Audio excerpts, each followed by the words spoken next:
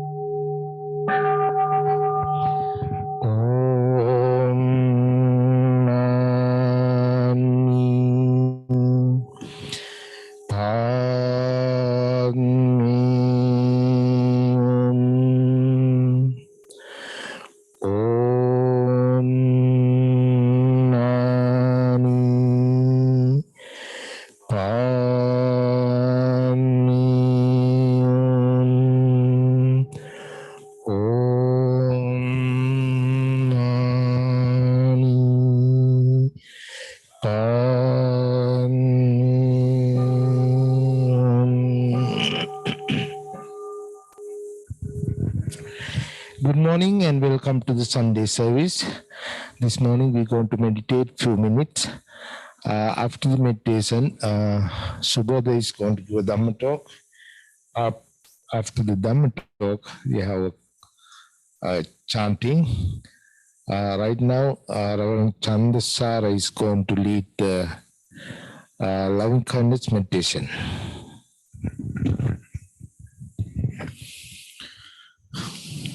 Good morning to everyone. Let's get ready for the loving kindness meditation. For that, let's be seated up in an upright posture comfortably. Breathe in and breathe out 3 times relaxedly.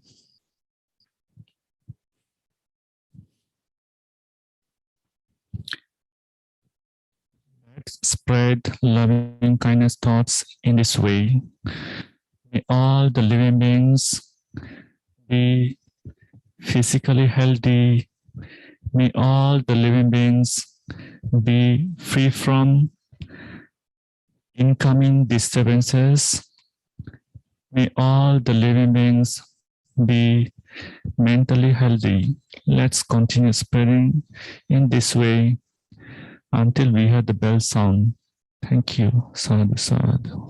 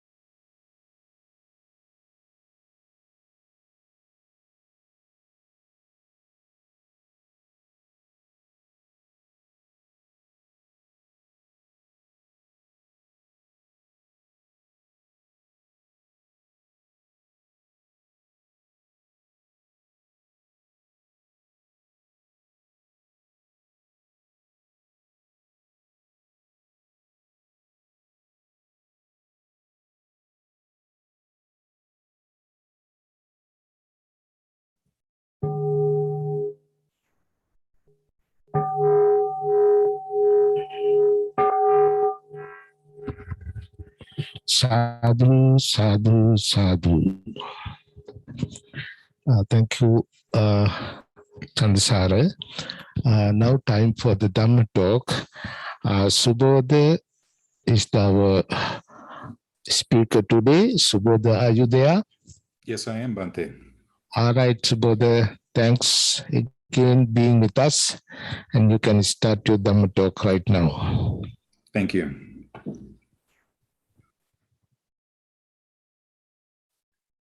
I pay homage to the Buddha. I pay homage to the Dhamma. I pay homage to the Sangha.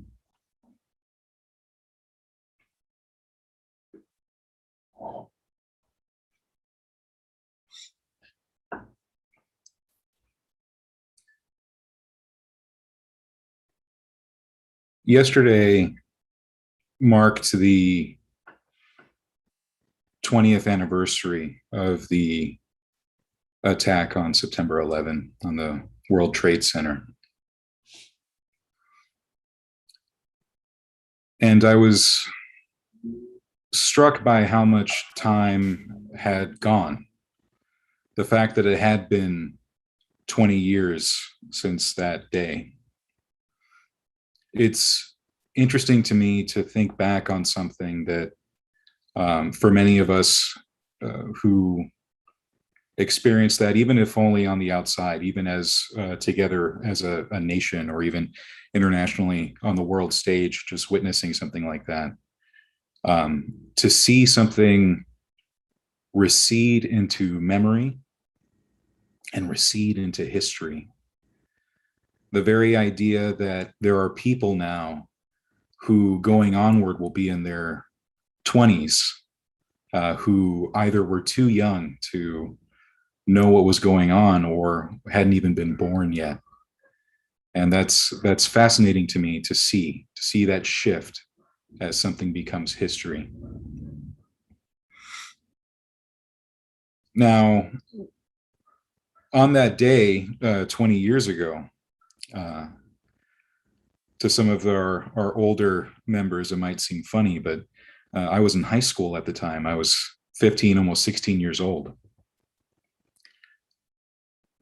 And I remember that day being very panicky as people weren't sure what was going on.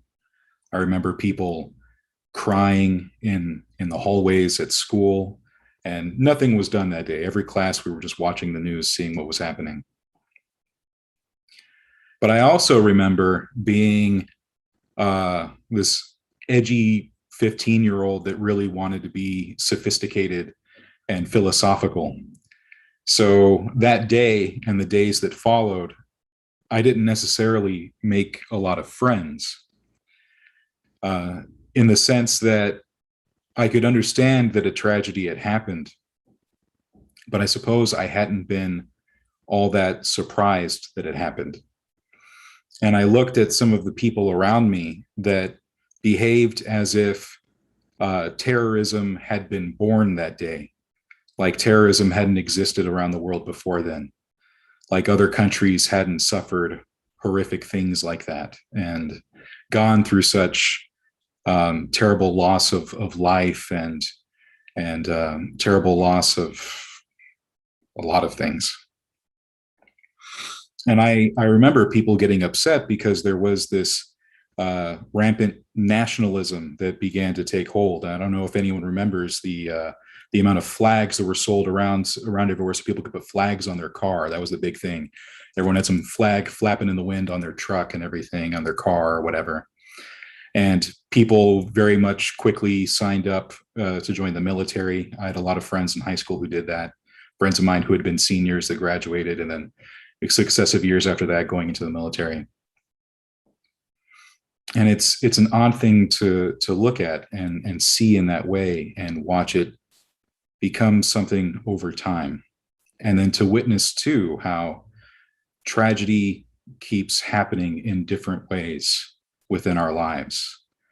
To see that even just a couple of years before then, the Columbine massacre at the Columbine High School had happened, and the years since, and then even now living in this pandemic where it seems like there's a tragedy happening every single day. And there's a lot that we could say kind of on the international stage. And there's a lot that we can say nationally as well, societally. But then there's the way that these events affect us and the way that we affect the world afterward that happens on a much more personal level. The kind of tragedies that we all carry in our hearts. And not just the big stuff like that, but the things that seem possibly much smaller, but perhaps more directly impactful on our lives. You know, the secret tragedies that we carry that after our deaths, no one will even know took place. The secret shames we might carry in our hearts, the secret doubts that we might have, all of these things that we carry, the losses that we have. And we find that everyone experiences loss. I'm reminded of a teaching the Buddha gave to a woman who approached him with her dead son in her arms. And she had asked the Buddha if there was a way of bringing her child back. And the Buddha instructed her to go find a mustard seed, and that then he would give her his answer. And to really understand India at the time, you'd have to know that mustard seed was a very common ingredient in cooking at the time. It was like telling someone, well, oh, you want your son back? Well, go find a household that has some salt, right? Or some pepper. You know, it's something that common. And he also added, but make sure though, that whatever mustard seed you get is from a household that has never experienced loss, never experienced death. And so this woman goes from house to house, and she knocks on the door, someone answers, and then she asks, could you please give me some mustard seed? And in each house, the person says, oh, right away, of course. I mean, we have plenty here. And she says, well, I have to make sure that the mustard seed is from a house that has not sustained ever experienced any loss or death. Has anyone in this household died, right? Have you experienced death in your family? And without fail, every household says, well, yes, of course. And she goes this way from house to house in this village, and realizing along the way that every single house had experienced some kind of loss, some kind of tragedy, some kind of death. And so she then walks up to the Buddha, revealing this to him, that indeed she could not find that mustard seed. And the lesson, of course, ends up being that anyone who's born is subject to sickness, old age, and death. And in the traditional sense in Buddhism, we would say that realization gives way to samvega, the realization that we're on a sinking ship and we want out, essentially, that samsara isn't all the things we thought and we want to find something better. The way the Buddha would say it is that we recognize then that samsara does not ultimately lead to our long-term welfare and happiness. And so we might want to do something to ensure our long-term welfare and happiness. And so in that sense, we then try to approach the path. Which is to say that it can sound a little abstract when we talk about samvega. This idea that we realize that life the way we currently live it may not give us the kind of happiness that is long-lasting. And so here's this promise to follow the path, and don't worry, that'll lead to happiness.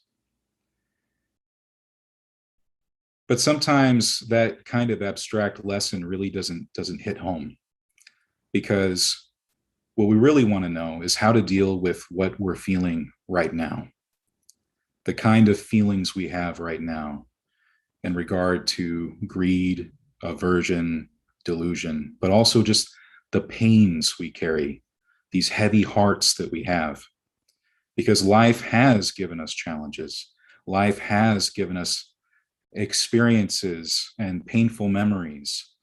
We have experienced loss, every single one of us. And what do we do with that? There can be so much confusion that we see in the world as people grapple with loss and try to figure out what to do and how to react and how to be and how to move onward. And we see that even now in the case of this pandemic, with people not really knowing what to do and how to go onward. As more people get sick, as the death toll number gets higher, there's a sense of wanting to put it behind us and act like it's all over. There's a lot of doom and gloom about acting how this is going to be the way it is forever, and so we might as well get used to it. A lot of resignation and a lot of things, mostly confusion. There's a lot of things that currently confuse me about the state of the world. For example, I was having coffee with my wife this morning and found out that when you know it, September 1st was when Texas put into effect a new bill that allows people to carry handguns without a background check, without training, or without a permit. So I guess when you're in the grocery store buying your bacon and eggs, you can also go ahead and just buy a handgun and strap that to your belt on the way out, because that's how important they think it is to maintain the Second Amendment. And I don't want to get into the particulars of that, only to say that some regulation might be good. I mean, we certainly have regulations in terms of driving. It would make sense to have some in terms of gun ownership, but those are the kind of things that end up confusing me when I look at the world. And it can be quite disappointing to see how the world is, to see how people are, to see the kind of things that we feel we can't change. And the Buddha's lesson to us when we are confronted with that reality is that at the very least, we can start turning our attention inward and see what we can change about ourselves, to see what we can do to alleviate the suffering that we feel. And in the process of healing our heavy hearts and making them lighter, we often find ways to lessen the burden of others around us as well. Oftentimes not to the extent that we would wish, but enough in a way that hopefully helps, that hopefully improves the lives of our loved ones and maybe even further if we can. But then how do we do that? How do we go about lessening the burdens of the heart? We know that we have the Eightfold Path. We know that we're supposed to have right view, right resolve, and all of that. We know that we're supposed to be meditating to be good Buddhists. And that's all true. But what we do with that meditation and what we do with our actions really does matter. That's honestly what changes our hearts, what begins to do that healing. You know, if the Buddha is a physician, which is oftentimes the way he was talked about during his lifetime, then the Dharma is the medicine that we take. But we need to make sure that we're actually taking the medicine in the right way, the right dosage, the right amount, right? You don't take a pill that's meant to be in your mouth and put it somewhere else. You know, you got to use it the right way. It's often the case that we talk about as an example, the 5 hindrances. And if you don't know what the 5 hindrances are, they are sensual pleasure or sensual desire, ill will, sloth and drowsiness, restlessness and anxiety, and doubt. And the way we often talk about these hindrances as simply hindrances to meditation. We think about them as things that get in the way of having a nice, relaxed, and peaceful and pleasant meditation. And that's true. That is indeed one way of looking at the hindrances. But when we look at how the Buddha would apply those teachings and how he would share them with his students, it's far more than simply hindrances to proper meditation. The Buddha talked about them as also hindrances to a good rebirth, so a hindrance to how one approaches death. But also that means the way one approaches life, a hindrance to living a good life, and also a hindrance to achieving the goal, to becoming liberated, to becoming free. Sometimes we think of the hindrances as something that we're doing wrong, as something that we can, I suppose, especially for those of us with like a Christian or a Catholic background, assume that they're a lot like sins or faults of character. And the same way we're born with original sin, we're born with these hindrances that get in the way.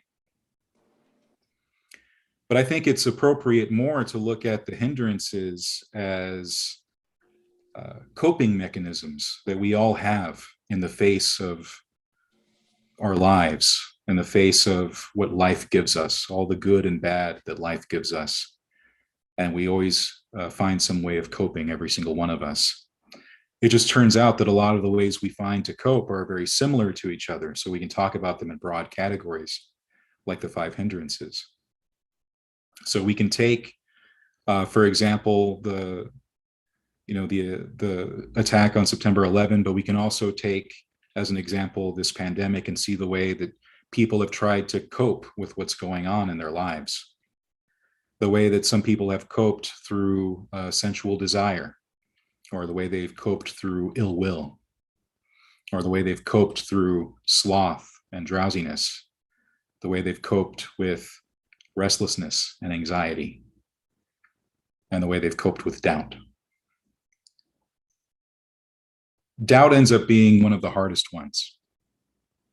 The way it's traditionally taught, doubt in a Buddhist sense as one of the 5 hindrances is doubt in the Dharma itself, doubt in the teachings of the Buddha. And some people take a metaphysical approach to this, the idea that, well, what you're really doubting is the Buddha as a teacher. You're doubting karma and rebirth. You're doubting that there are heaven and hell realms, demons and hungry ghosts and devas and spirits. And how dare you doubt those things? You need to have more faith and confidence in the path.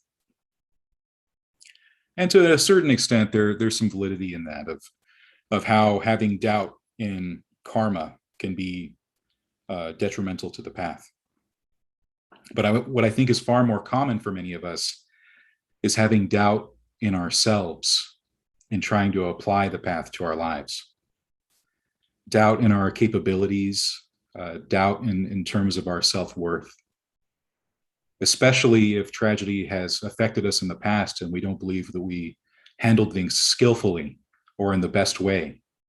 If we have some shame or remorse in how we responded, then that can easily lead to doubt in terms of our ability to ever truly be wise, or to be compassionate, or to be friendly and kind, or to be liberated, to be free of greed, anger, and delusion.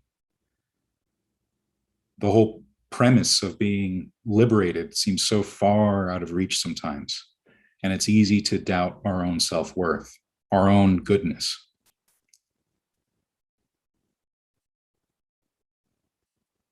In light of that, we can look to what the Buddha said about all of us and our potential.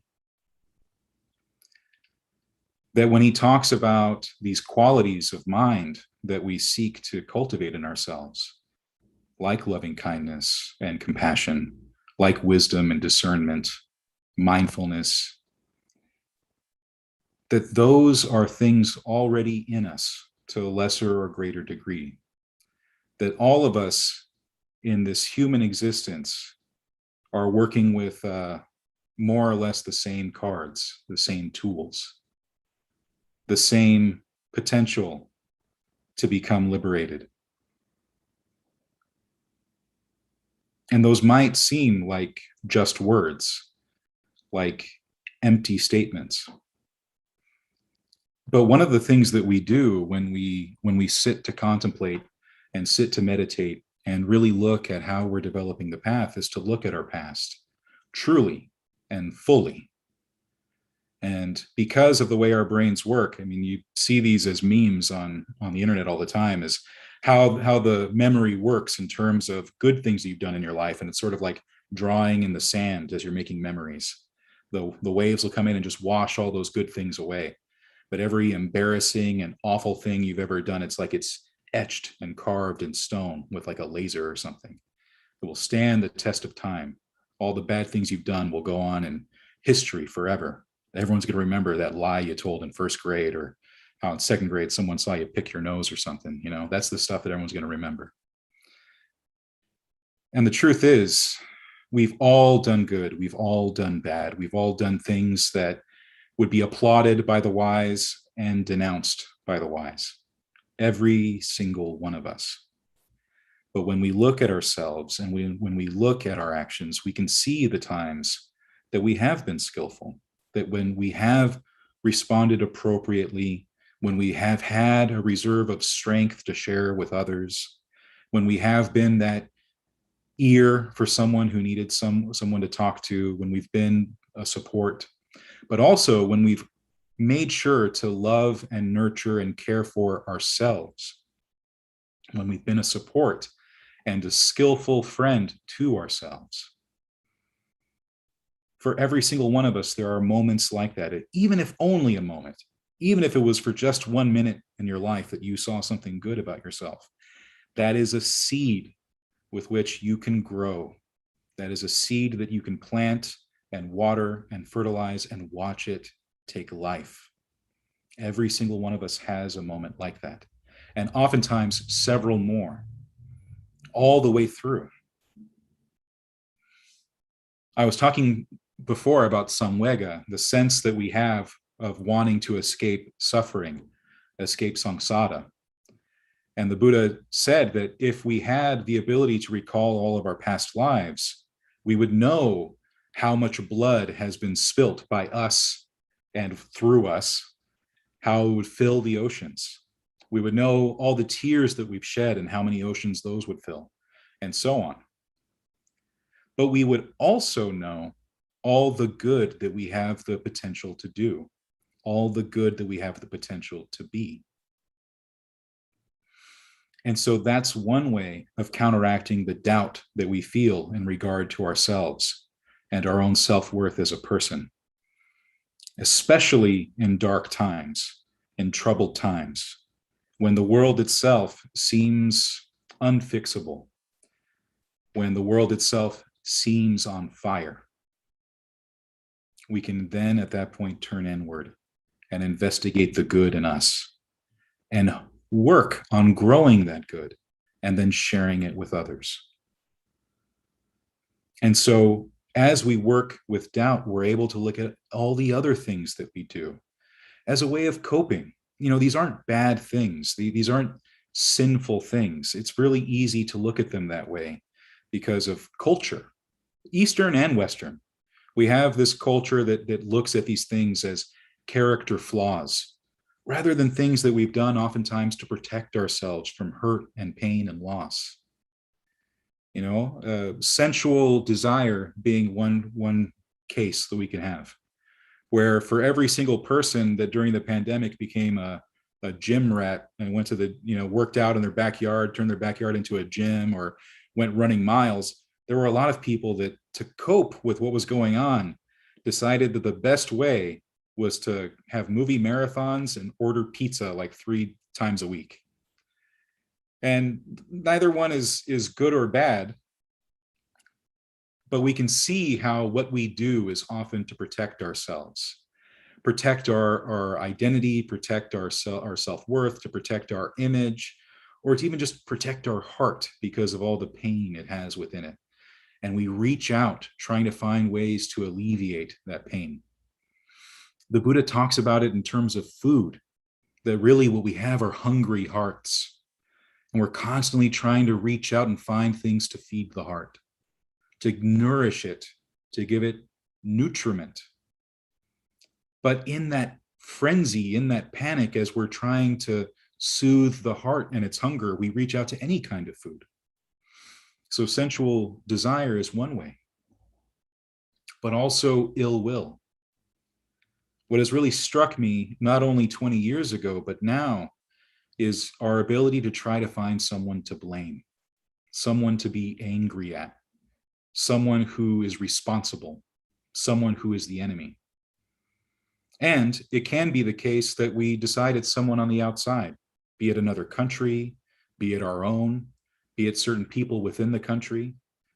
I remember that 20 years ago, I was growing up in a predominantly Hispanic neighborhood, where a lot of Hispanic people were beaten up because they were assumed to be Middle Eastern, of various descent that people were angry with at the time, which is not too dissimilar to what's happened within the last year or so amongst Asian Americans.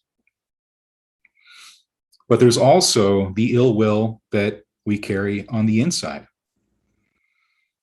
You don't have to look very far at all to see people who genuinely despise themselves or parts of themselves, who, when they look in, are disgusted at what they see, disgusted with what they've said, disgusted with what they've done. And part of combating ill will is looking in and combating the ill will that's there, that you have towards yourself. That in the practice of the Brahma Viharas and developing loving kindness, compassion, empathetic joy, and equanimity, we start with ourselves and spread outward in all directions. That's how the Buddha taught it. And it has to be with ourselves. We have to find a way to embrace the parts of ourselves that we'd rather push away, hide, that we'd rather revile and hate. I have found it difficult myself to have goodwill for others if I don't have goodwill for myself. And oftentimes, because of the way psychology works, because it's always a lot of fun, oftentimes the things we hate in others are the very things we hate in ourselves.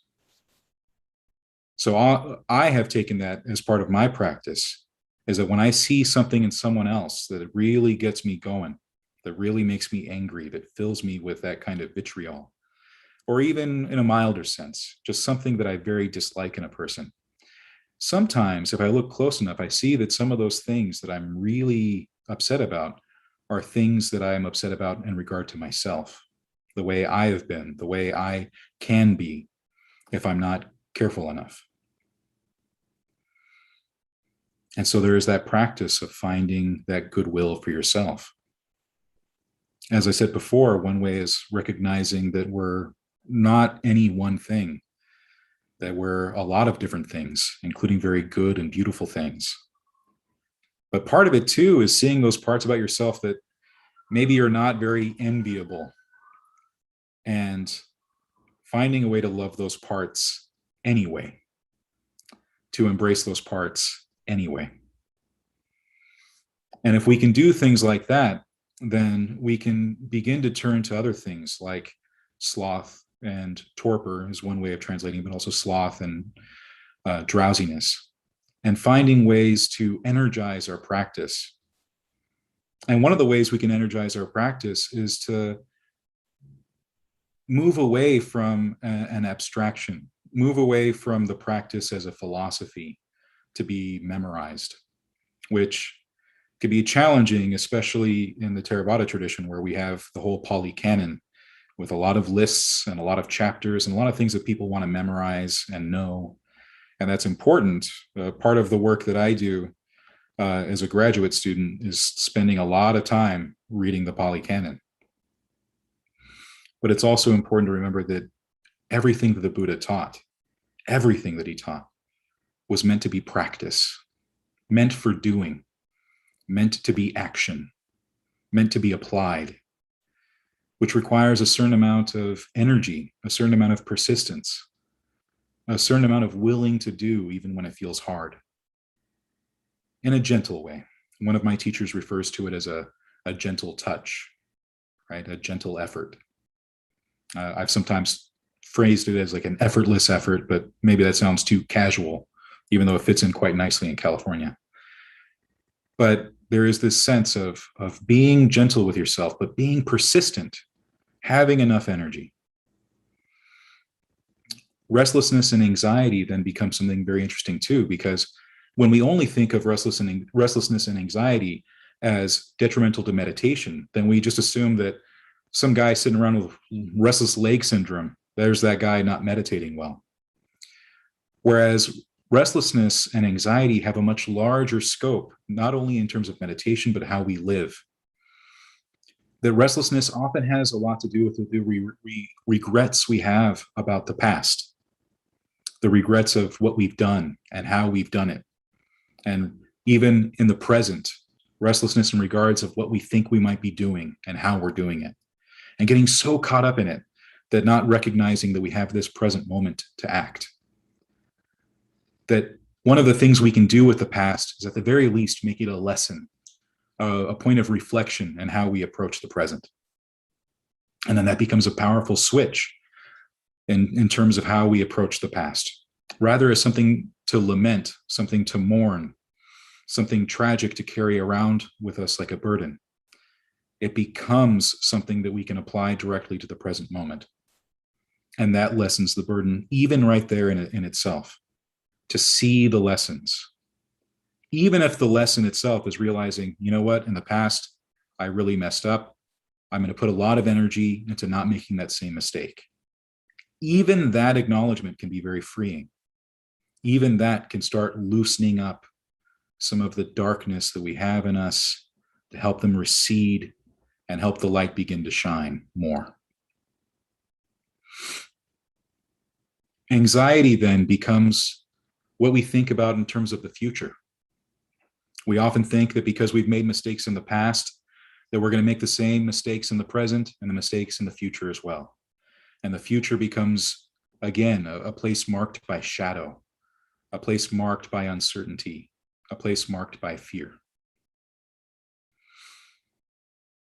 But then we come back to the present, realizing that the present is what we've got to work with.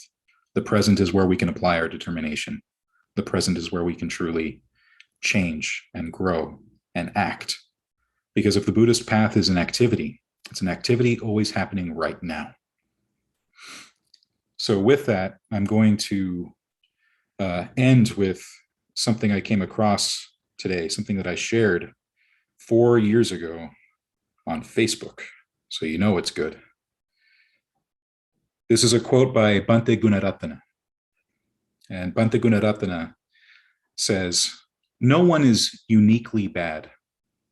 Everyone in the world has the same problems: greed, anger, jealousy, pride, bad days, disappointments, and impatience.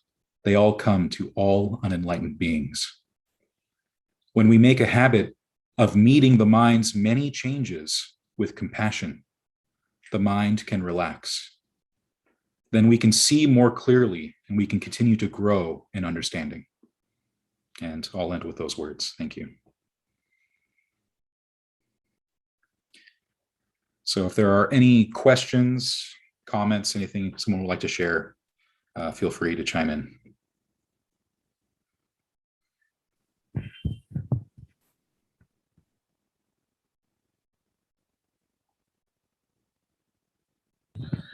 Yes, if you have any question, please time to ask.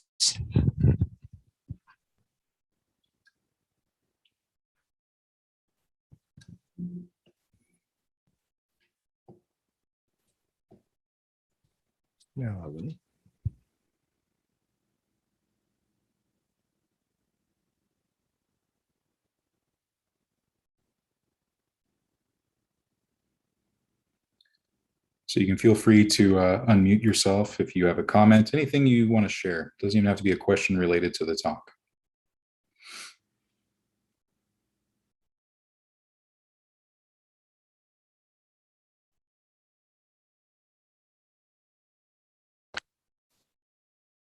Thank you, Subodha. I enjoyed the talk. It's good to be reminded of what we should be doing. It's a good reminder for me too.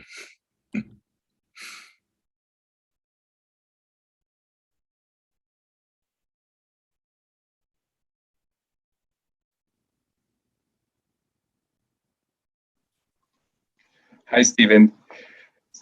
Thank you again for the talk. I guess it's more of a comment. I don't like to call meditation.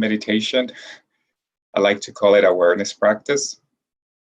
And in part of why I like to call it that, because I think that's what it is. It's just bringing awareness to the good, to the bad, to the doubt, to the restlessness. And I don't know where I heard this, but it's not how I want things to be, but it's how things are at this moment. So I appreciate you bringing up the hindrances, because I do think I forget sometimes about the hindrances. And the way that I see them, I feel like they're all interconnected. Like if I'm lazy about meditating, then I'm going to start having doubt, and that just reinforces I don't want to be doing this. This is not working, so it's just waste of time, etc. So I don't know. I just thought I comment on that. And again, I appreciate you for given us the talk. Thank you for your comments. I will say that we have the term meditation thanks to Western intellectuals in the 17 and 1800s. It's often how some of these words came to be. I find the words that we can directly translate from the Pali perhaps a little more revealing, such as bhavana being one of the words that means cultivation, right? Which has all the connotations of the way we tend to a garden, pulling out the weeds and nurturing the healthy plants to grow. But also jhana, where the Buddha, when he would instruct people to meditate, he would say, go jayati, jayati, with the connotation of that being like a flame or a candle, where it's a single point of steady light that radiates light outward in all directions. So that's another way to look at meditation as well. Then I see that Lauren, you've raised your hand. Go ahead and unmute yourself.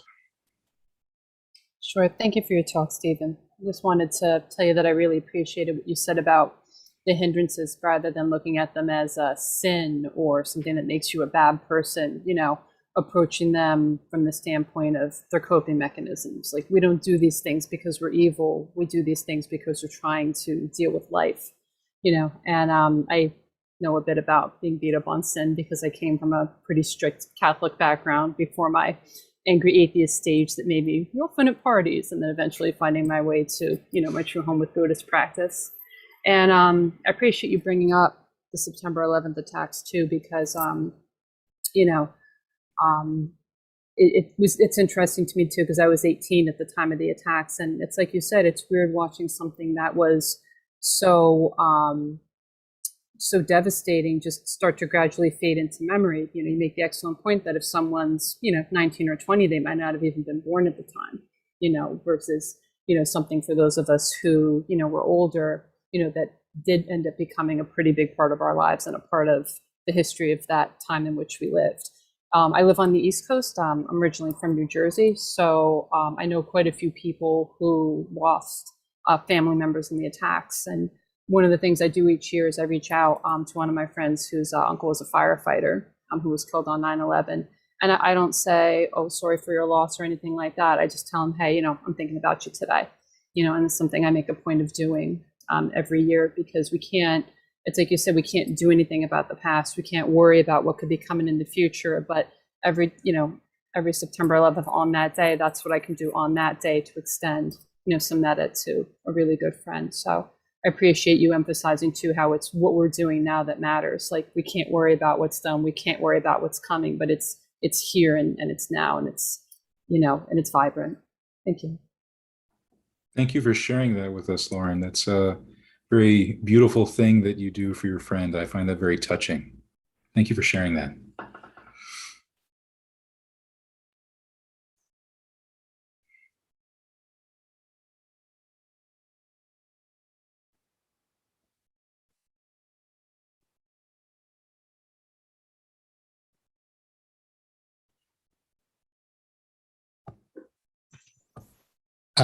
Thank you again for everybody.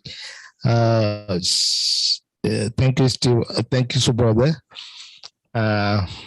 We are going to chant the page 4 and page 10. Next Sunday, Reverend Chandasara is going to give a Dhamma talk. So hope to see you everybody next Sunday. Thank you again.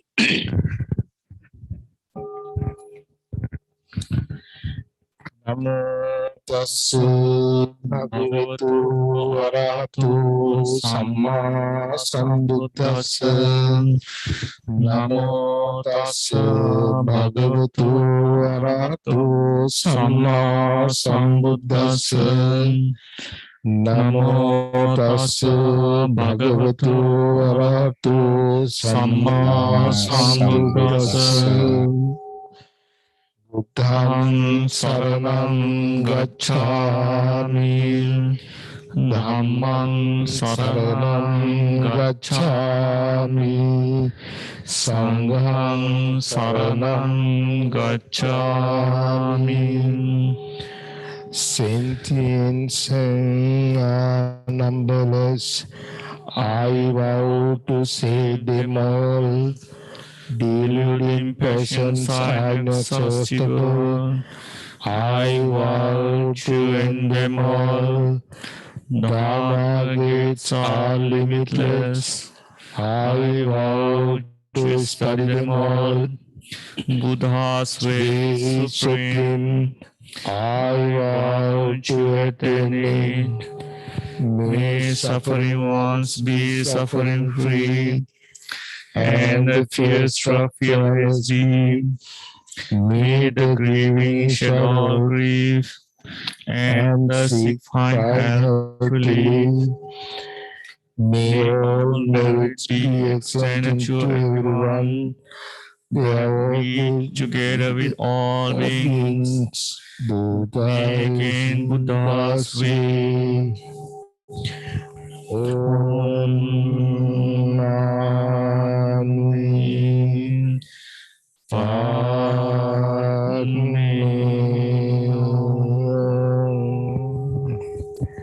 By the power of the Buddha Dhamma Sangha, you all be well and happy. Thank you again. Sadhu, sadhu, sadhu.